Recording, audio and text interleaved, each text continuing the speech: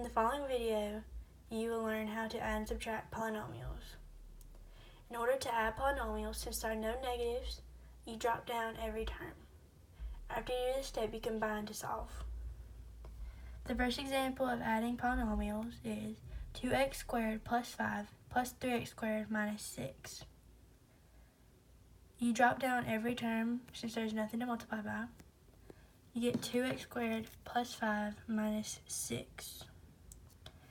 2x squared and 3x squared are like terms, so is 5 and negative 6. 2 plus 3 is 5, and 5 minus 6 is negative 1. The final answer is 5x squared minus 1. Next, 3x squared plus 7 plus 2x squared plus 1. Again, you drop down every term. You should have 3x squared plus 7 plus 2x squared plus 1. Your final answer is 5x squared plus 8 because 3 and 2 are like terms, so is 7 and 1.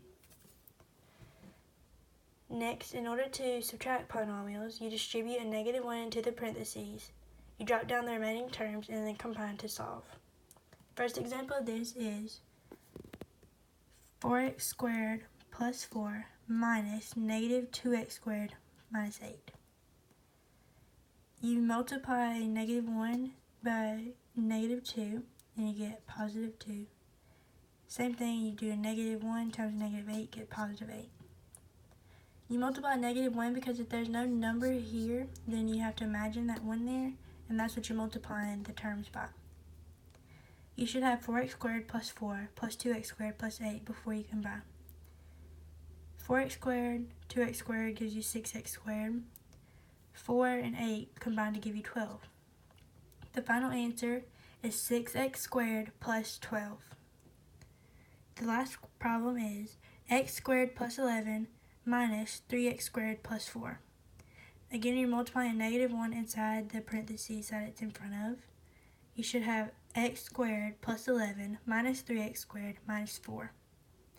X and negative 3 are like terms, so are negative 4 and 11.